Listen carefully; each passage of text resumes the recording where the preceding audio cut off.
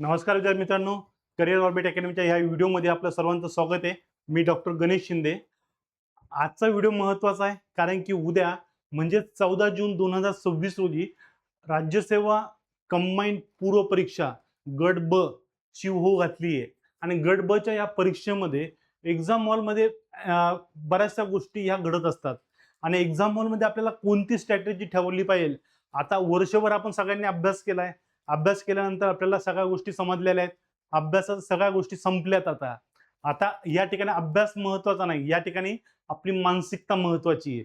आता ह्या मानसिकतेमध्ये एक्झाम हॉलमध्ये कोणती सायकोलॉजी असावी जेणेकरून आपण एक्झाम ही चांगल्या मार्गाने पास होऊ शकू आणि यासाठी आपली स्ट्रॅटेजी काय असावी या संदर्भामधला हा व्हिडिओ आहे. त्यामुळे हा व्हिडिओ शेवटपर्यंत बघायचा आहे. आणि जर तुम्ही लाईक सबस्क्राईब केलं नसेल तर सबस्क्राईब चॅनल करायचं आहे, बेल आयकॉन ऑन करायचंय आणि व्हिडिओ आवडला तर लाईक नक्की करायचंय.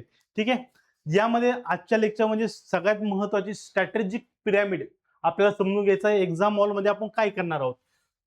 40-40-20 म्हणजे 40-40-20 ची स्ट्रॅटेजिक पिरॅमिड आपल्याला या ठिकाणी दिसून येतो. यामध्ये बघा, पेपर हा 100 मार्काचा आहे. कंबाईनचा पेपर जो आहे 100 मार्काचा असणार आहे. 100 प्रश्न विचारले जाणार आहे आणि यामध्ये लक्षात ठेवा, सगळ्यात महत्त्वाचा पूर्ण पेपर जर डिफिकल्ट येत असेल तर सगळ्यांना तो डिफिकल्ट जाणार आहे. पण ह्या पेपर मधले जवळपास 40 प्रश्न जे असतात म्हणजे 50% प्रश्न जे असतात ते बेसिक असतात. ते पुस्तकामधनं आहे तसे आलेले असतात. म्हणजे आपण मागच्या वर्षभरात जो काही अभ्यास केला आहे त्या अभ्यासाचं या ठिकाणी आपल्याला दिसून येत असतं आणि त्या अभ्यासाच्या बळावरती आपण मिनिमम प्रश्न या ठिकाणी इथं अटेम्प्ट करू शकतो. पण आपल्याला जी लालच निर्माण होतो अधिक प्रश्न अटेम्प्ट करण्याचा आणि त्यामध्ये आपण बऱ्याच वेळेस अडकतो. मग हे काय आहे, स्ट्रॅटेजी काय असावी, यातनं आपण बाहेर पडलो पाहिजे. यामध्ये बघा, तुम्हाला या ठिकाणी पिरॅमिड दिसतोय बघा. या पिरॅमिडमध्ये आपण ही स्ट्रॅटेजी बघितली 40-40-20 ची. यामध्ये कोणत्याही पेपरमध्ये सगळ्यात अगोदर हे 10 ते 20% प्रश्न हे डिफिकल्ट लेवलला असतात. म्हणजे त्यांची डिफिकल्टी लेवल थोडी हाय असते आणि ह्या हाय डिफिकल्टी लेवलमध्ये आपण काय करतो, जास्तीत जास्त वेळ देत असतो. त्यामुळे अवघड प्रश्नांची संख्या ही 15 ते 20च्या घरामध्ये असते. त्यामुळे ह्या प्रश्नांच्या संदर्भात काय स्ट्रॅटेजी असावी हे आपण पुढे बघणार आहोत. म्हणजे 20 प्रश्न हे असे असणार आहे. त्यानंतरचे 40 प्रश्न म्हणजे सेकंड मध्य स्वरूपाचे जे असतात ते थोडे मिडल स्वरूपाचे असतात. त्याला थोडंसं लॉजिक लावावं लागतं, एलिमिनेशन करायला लागतं, थोडंसं डोकं लावावं लागतं आणि त्यानंतर ते प्रश्न सुटतात. असे 40 प्रश्न असतात. आणि त्यानंतर सगळ्यात खाली असतात बेसिक प्रश्न म्हणजे आपल्याला सर्रासरित्या सगळीकडे सापडतात, आपल्या पुस्तकामध्ये असतात, आपलं वाचन झालेलं असतं, आपलं लॉजिक ॲक्युरेटरित्या त्या ठिकाणी बसत असतं. असे 40 प्रश्न असतात. म्हणजे आपल्याला काय, हे सोपे 40 प्रश्न जे आहेत ते सगळ्यात महत्त्वाचे आहेत आणि ते आपले कोणत्याही स्वरूपामध्ये चुकता कामा नये. म्हणजे सिली मिस्टेक झाल्यात, मला ते क्लिक झालं नाही, मला असं वाटलं तसं वाटलं, हे इथं सांगायचं नाही. इथं आपल्याला काय, टू द पॉइंट हा पेपर जो आहे, हा पेपर या 3 भागात डिवाइड असो. आपल्याला सोपे प्रश्न चुकता कामा नये याची काळजी आपल्याला यामध्ये ही घ्यायची आहे. Okay okay. यामध्ये बघा, ही लढाई ज्ञानाची नाही तर मानसिकतेची आहे. म्हणजे आता एक्झाम हॉलमध्ये तुम्हाला एक्झाम हॉल पर्यंत येईपर्यंत तुम्हाला जे काही नॉलेज होतं ते मिळालंय, ज्ञान प्राप्त झालंय. मग आता ह्या 2 तासामध्ये, सॉरी 1 तासामध्ये आपली मानसिकता काय असणार आहे. 1 तासामध्ये 100 प्रश्न सोडवायचे म्हणजे 60 मिनिटामध्ये 100 प्रश्न म्हणजे साधारणतः 36 सेकंदाला आपला एक प्रश्न सुटला पाहिजे, ही आपली स्ट्रॅटेजी असावी. आणि ह्या परीक्षेमध्ये एवढे मोठ्या प्रमाणात मुलं असतात की इथं एक्झामिनर जो असतो हा तुम्हाला सिलेक्ट करण्यासाठी बसलेला नाहीये. एक्झामिनर असेल किंवा आयोग असेल, तुम्हाला सिलेक्ट करण्यासाठी नाहीये तर तुम्हाला एलिमिनेट करण्यासाठी आहे. त्यामुळे ही मानसिकता समजून घ्या. आपल्याला एलिमिनेट व्हायचं नाहीये, आपल्याला सिलेक्ट व्हायचं आहे. मग यामध्ये बघा, तुम्हाला पिक्चर फॉर्मेटमध्ये या सगळ्या गोष्टी दिसेल बघा. मानसिकता आणि निर्णय क्षमता, डिसिजन मेकिंग, तुम्हाला ऑन दी स्पॉट तुमची मानसिकता आणि तुमच्या निर्णय क्षमता ही महत्वाची या ठिकाणी असणार आहे. यासोबत बघा, आतापर्यंत आपल्याला नॉलेज जे आहे मागच्या वर्षभरातल्या अभ्यासातून आपल्याला हे नॉलेज जे आहे परीक्षेसाठी जे काही आहे हे आपल्याला अभ्यासातून पूर्ण झालेलं आहे मागच्या 1 वर्षामध्ये. ओके, 1 वर्षात आपल्याला अभ्यास केला, आपल्याला नॉलेज हे मिळालेलं आहे. हे सगळ्यात महत्वपूर्ण बाब झालेली आहे. आता ही नॉलेज मिळालं असलं तरी यामध्ये दोन महत्वाचे आहे. एक्झामिनर सायकोलॉजी, मानसिकता काय आहे, जो तुमचा एक्झामिनर होत आहे त्याची मानसिकता काय, पेपर काढणारा जो आहे, पेपर सेटर आहे, त्याची मानसिकता काय, तुम्हाला या ठिकाणी एलिमिनेट करायचं, तुम्हाला कन्फ्यूज करायचं, तुमच्यावर प्रेशर क्रिएट करायचं. या 2 तासामध्ये जर तुम्ही डोक्याला हात लावून बसत असाल तर काय, तुम्ही एलिमिनेट होण्याच्या लाईनमध्ये उभा राहून जातात. आणि तुमचा ॲटिट्यूड कसा असावा, शांत, कोणताही हावभाव न करता शांतपणे, शांत चित्ताने या गोष्टींचा विचार करायचा की आपला अभ्यास झालेला आहे, आपण सगळ्या गोष्टी ओके आहेत आणि आता येणारा पेपर हा आपण आरामात सॉल्व्ह करू शकतो. टेन्शन मध्ये बसायचं नाही. आपला अभ्यास राहिलाय, हा विषय राहिला, तो विषय राहिला, ह्या टॉपिक आपण करून गेलं पाहिजे होतं, मॅपचे हे मॅपिंग पॉईंट राहिले, ह्या गोष्टीचा विचार करण्याची वेळ संपलेली आहे. त्यामुळे एक्झाम हॉलमध्ये जे झालंय त्याला विचार करायचा नाही. एक्झाम हॉलचा 1 तास आपल्यासाठी महत्वाचा आहे. त्यामध्ये जेवढं शांत राहताल तेवढं तुम्हाला रिकॉल, हा 1 वर्षातला अभ्यास जो आहे तो तुम्हाला रिकॉल होणार आहे. त्यामुळे शांतता ठेवणं गरजेचं आहे. पेपर थोडासा डिफिकल्ट आला किंवा पेपरचे काही प्रश्न तुम्हाला जमले नाहीत, पहिले 10 प्रश्न 15 प्रश्न जर डिफिकल्ट वाटायला लागलेत तर त्या डिफिकल्टीमध्ये तुम्ही तुमचा मूड जो आहे असा होऊ शकतो, तुम्ही कन्फ्यूज होऊ शकता, घाबरू शकतात किंवा तुम्ही पॅनिक होऊन तुम्ही पटापटा उत्तरं दुसरे जे आहेत चुकीचे आहेत तिकडे जाऊ शकतात. असं काही एक करायचं नाहीये. हे सगळ्यात महत्त्वाची गोष्ट लक्षात ठेवा. नाहीतर काय होईल, तुम्ही अशा कंडिशनमध्ये एलिमिनेशनच्या लाईनमध्ये तुम्ही पोहोचून जाताल. त्यामुळे हा डिफरन्स जो आहे, हा डिफरन्स आपल्याला ठेवायचा आहे. कॉन्फिडंट राहायचं आहे सगळ्यात महत्त्वाचं. तुम्ही विद्यार्थी म्हणून सगळं काम केलंय आणि आता तुम्हाला एक्झाम हॉलमध्ये काय, कॉन्फिडंट राहणं गरजेचं आहे. जर तुम्ही कॉन्फिडंट राहत नसाल तर तुम्हाला यामध्ये अडचण निर्माण होईल. त्यामुळे एक्झाम हॉलमध्ये तुमची मानसिकता ही कॉन्फिडंट असावी. त्यामुळे कोणत्याही प्रकारचा काय नसावा, पॅनिकपणा नसावा. मन एक्स्ट्रॉर्डनरी जी आहे, तुम्हाला अभ्यासात एक्झाम हॉलमध्ये तुम्ही शांत राहणं, तिन्ही याच्यामध्ये तेच आहे, कॉन्फिडंट राहणं, शांत राहणं, यावर तुम्हाला भर देत आहे. तुम्ही केलेला अभ्यास हा परिपूर्ण झालेला आहे, त्यामध्ये कसल्याही प्रकारचा कमतरता नाहीये, हा विश्वास तुमच्यात असणं गरजेचं आहे. आणि त्यावेळेस काय होणार आहे, तुम्ही तुमचं गोल जे आहे ते तुम्ही मिळवू शकतात. आणि त्यामध्ये नॉलेज आणि तुमचं डिसिजन मेकिंग हे सगळ्यात महत्वाचं आहे. त्यामुळे डिसिजन मेकिंगसाठी 2 मध्ये कन्फ्यूज आहात, इथं डिसिजन घ्यायचं आहे आपल्याला, त्यामुळे कन्फ्युजन जास्त वेळ ठेवायचं नाहीये. त्यामुळे आपण कॉन्फिडंट राहायचंय आणि शांत राहायचंय. ही महत्वाची स्ट्रॅटेजी आपल्याला या ठिकाणी समजून घ्यायची आहे. त्यामध्ये बघा, आपण सगळ्यात अगोदर बघितलं होता की पिरॅमिड फॉर्म्युला बघितला होता. पिरॅमिड मधले सगळ्यात महत्वाचे 40 पहिले 40 प्रश्न जे असतील ते काय असणार, फाउंडेशन असणार आहे. ते आपल्याला काय करणार आहे, विश्वास वाढवणार आहे, आपला कॉन्फिडन्स वाढवणारा असणार आहे.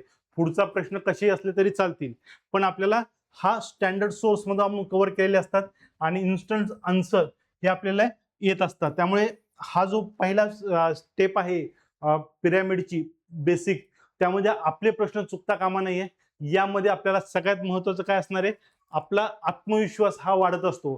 पण इथं जर कंटिन्युअसली तुम्हाला प्रश्न येत असेल, सोपे, लई सोपा पेपर, लई सोपा असं वाटला, तर ओव्हर कॉन्फिडन्स मध्ये तुम्ही काही प्रश्न चुकवू शकतात. शांतता, डोक्यामध्ये शांतता ठेवणं गरजेचं आहे, हे सगळ्यात महत्वाचं आहे. ॲक्युरसी ही तुमची 100% या ठिकाणी माहीत असणं गरजेचं आहे. म्हणजे प्रश्न व्यवस्थित वाचायचा आहे आणि पुढे चालायचं आहे. ही तुमची बेसिकची काय असणार आहे, पिरॅमिडचा हा सगळ्यात महत्वाचा आहे. पुस्तकाच्या बाहेर इथं काही एक येणार नाहीये. ओके, त्यामुळे तुम्ही या ठिकाणी काय सावध राहायचंय, ओव्हर कॉन्फिडन्स होऊ द्यायचं नाही स्वतःला. 10-12 प्रश्न आपल्याला आलेत, पुढचे प्रश्न येऊन जातील म्हणून पटापटा टिक मार्क करून ठेवायचे नाही. आणि शांतपणे जेवढे प्रश्न येत आहे त्याला उत्तर सोडत असताना 10-15 चा सेट आपल्याला हे करायचं, किंवा एक सब्जेक्ट आपण समोर घेऊन चालायचंय. म्हणजे 10 हिस्ट्रीचे झालेत, 10 जॉग्राफीचे, मग 10 हिस्ट्री झाल्यानंतर पहिले 10 हिस्ट्रीचे राऊंड करून घ्यायचे, जेवढे येतात तेवढे. नंतर जॉग्राफीमध्ये जायचं, जॉग्राफी जेवढे येतात तेवढे. पहिल्या राऊंडमध्ये फास्टमध्ये आपल्या पहिल्या 15 मिनिटामध्ये 100 प्रश्न आपल्या डोळ्याखालनं जाणं गरजेचं आहे. आणि यामध्ये इन्स्टंटली बघता क्षणी जे प्रश्न येत आहेत ते प्रश्न आपल्याला या ठिकाणी अटेम्प्ट करायचे आहेत. ओके, त्यामुळे आपला आत्मविश्वास वाढेल आणि त्याचा परिणाम काय होईल, आपल्याला पुढचे प्रश्न अधिक सोप्या पद्धतीने जाताना दिसून येईल. ओके, त्यानंतर सोप्या प्रश्नासाठी रणनीती सगळ्यात महत्वाची असावी. अचूकता हीच गुरुकिल्ली या ठिकाणी आहे. म्हणजे काय, आपल्याला पहिला जो पिरॅमिडचा पहिला स्टेप जो आहे, अचूकता आपल्याला महत्वाची. 40 प्रश्न इथं 35 ते 45 मध्ये आपले प्रश्न पहिल्या राऊंडमध्ये होणं गरजेचं आहे. यामध्ये बघा रीडिंगचे नियम आहे. रीडिंग वाचत असताना, प्रश्न वाचत असताना काय काय गोष्टीचा लक्ष ठेवायचं आहे.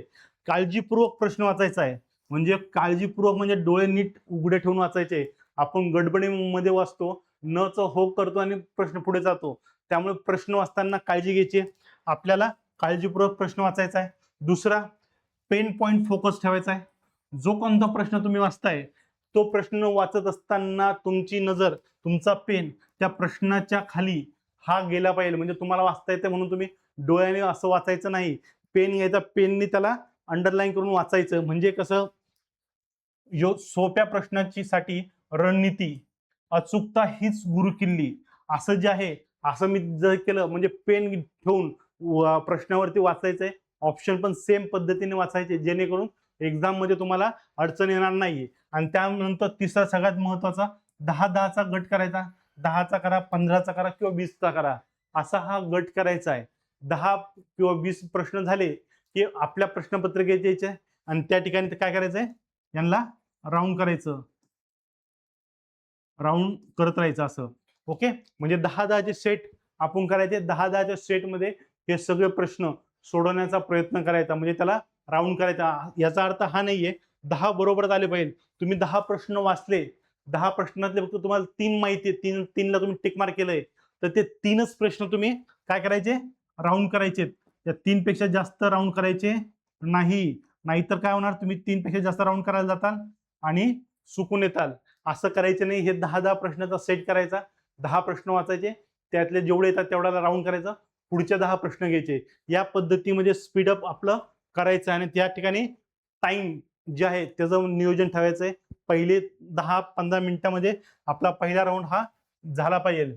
ओके, त्यानंतर निर्णायक दुसरा टप्पा महत्वाचा आहे. निर्णायक टप्पा आहे, कारण की मधले 40 प्रश्न हे काय असतात, डिसाइडर असतात. तुमचा कट ऑफ ठरवणारा हे 40 मधला टप्पा असतो. म्हणजे पहिल्या 15 ते 20 मिनिटांमध्ये तुम्ही पहिला राऊंड झाला, तर पुढचे 20 मिनिटं, 20 ते 25 मिनिटं जे असतील हे डिसाइडिंग करणारे असणार आहे तुमचं सिलेक्शन. त्यामुळे इथं अजून तुम्ही काम राहणं गरजेचं आहे. यामध्ये तुम्हाला सगळ्यात महत्वाचे हे प्रश्न असणार आहे. यामध्ये आव्हानात्मक प्रश्न असतात, आव्हानात्मक असतात. कट ऑफला आपल्याला क्रॉस करायचं असतं. हे करत असताना आपल्याला या ठिकाणी पर्याय बाद करण्याचा म्हणजे एलिमिनेट मेथड या ठिकाणी आपल्याला वापरायची असते. लेंदी प्रश्न असणार आहेत, लेंदी प्रश्नाला वाचायचा आहे, वेळ द्यायचा आहे. त्यामुळे इथं 20 ते 25 मिनिटाचा कालावधी या ठिकाणी लागू शकतो. म्हणजे पहिल्या 15 मिनिटांमध्ये 100 प्रश्न डोळ्याखाली घालायचे, जे प्रश्न येतात त्याला राऊंड करून टाकायचे 15 मिनिटांमध्ये पहिल्या.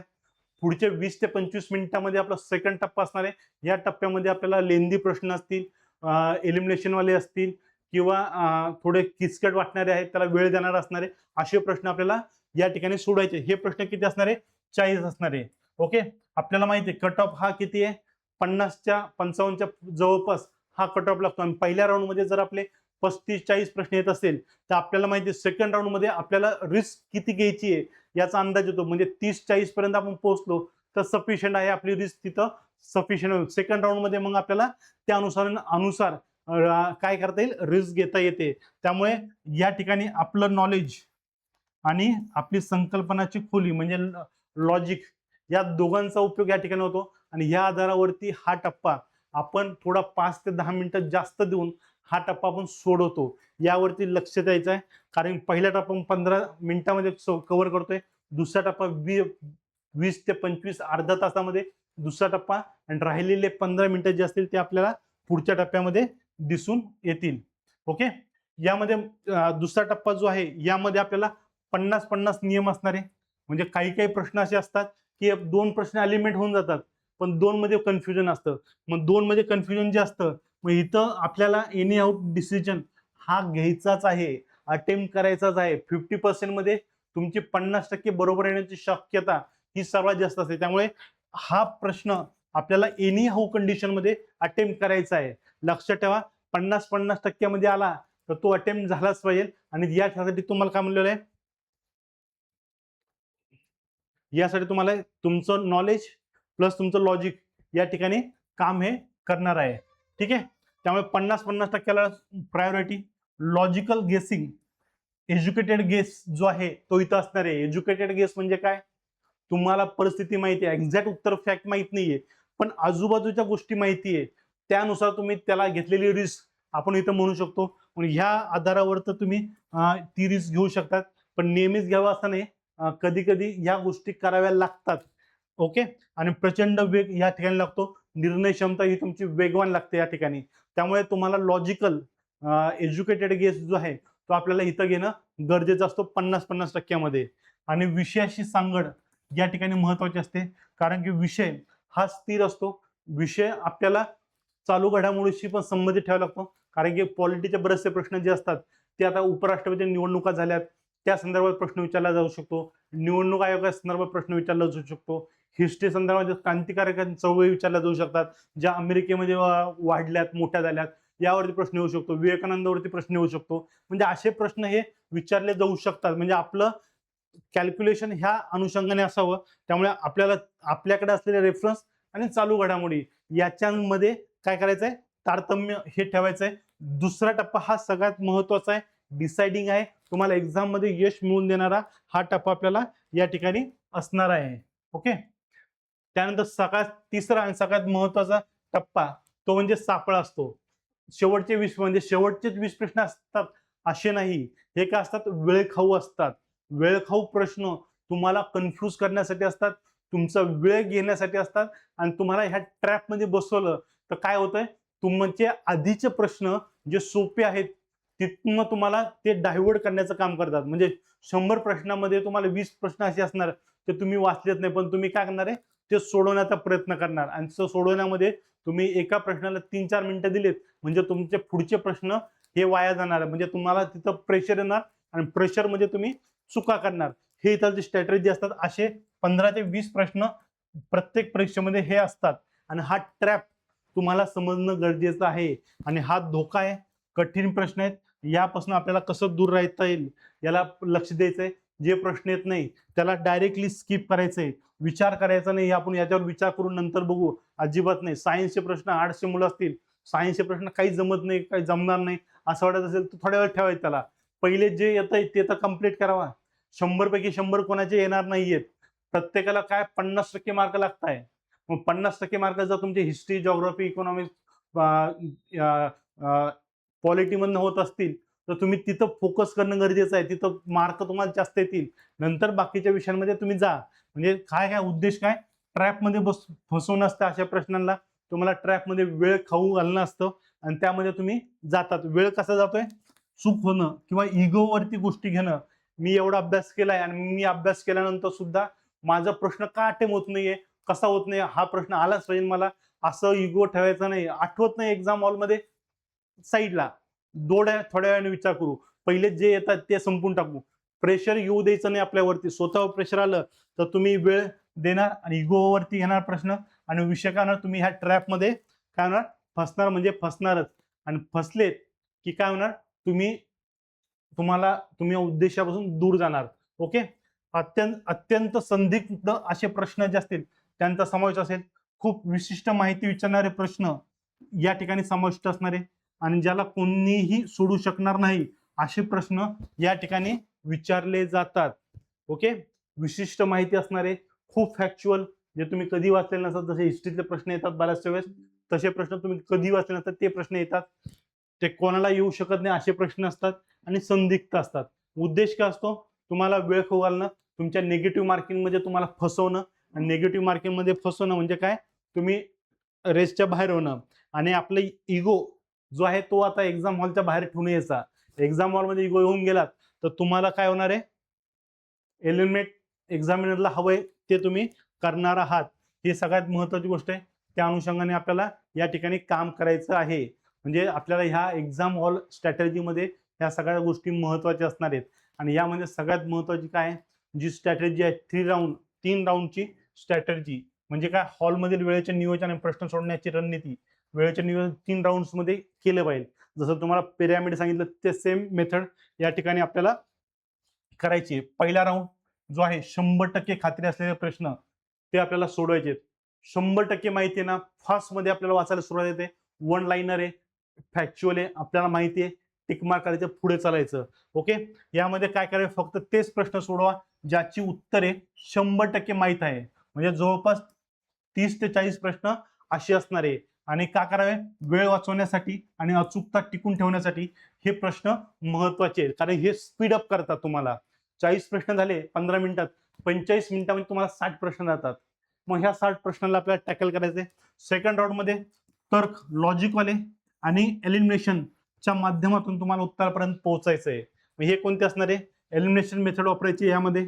दुसरा पर्याय बाद झाले, 2 पर्याय पास झाले ते शांत डोक्याने सोडवा व मध्यम 40 प्रश्न इथं आपल्याला रिस्क घेणं असणार आहे.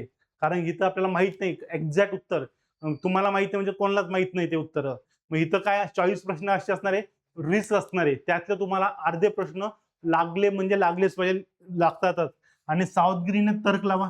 एज्युकेटेड गेस, हे तुम्हाला म्हणलंय, एज्युकेटेड गेस तुमचा इथं असणं गरजेचं आहे. 2 प्रश्न एलिमिनेट झालेत तर 2 प्रश्नामध्ये तुम्हाला एक चॉईस करायचाच करायचा, सोडायचा नाहीये. एलिमिनेशनचं म्हणजे निगेटिव्ह मार्किंग जास्त विचार करायचा नाहीये.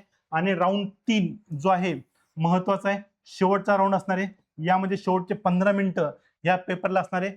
कठीण प्रश्न जे आहेत या कठीण प्रश्नाकडे या ठिकाणी वेळ द्यायचा आहे. जे प्रश्न आपण या 2 ह्याच्यामध्ये सोडले नाही ते प्रश्न इथं असणार आहे. आणि ह्या संदर्भामध्ये काय, 10च्या खाली एकूण अटेम्प्ट तर कठीण 20 प्रश्नांना हात लावा. म्हणजे 10 प्रश्नाच्या जवळपास असेल तर तेवढेच तुम्ही अटेम्प्ट करू शकता. जास्त अटेम्प्ट करण्याच्या भानगडीत पडायचं नाही. म्हणजे 80-85 क्रॉस झालंय आणि तरी सुद्धा तुम्ही 15च्या 15 अटेम्प्ट करतात, असा मूर्खपणा करायचा नाही.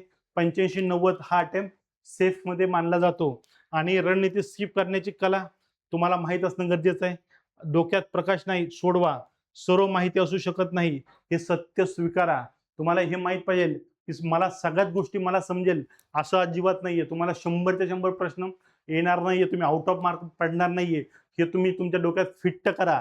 आणि एक्झाम हॉलमध्ये शांत डोक्याने पेपर सोडा. 3 राऊंड मेथड वापरायची. 3 राऊंड मध्ये तुम्हाला 100% यश मिळालं. पहिल्या राऊंड मध्ये तुम्ही किती अटेम्प्ट करतात, 100% डोळ्याखालनं जाऊ द्या.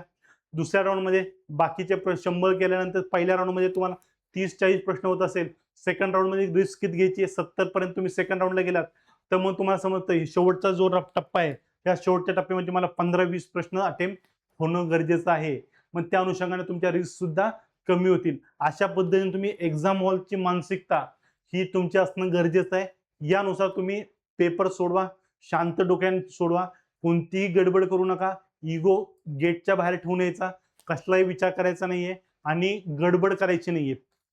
पेन पॉइंट वरती नजर ठेवून पेन ठेवून वाचायचं आहे, ह्या महत्वाची गोष्टी आहे. आणि पहिला राऊंड मारायचा.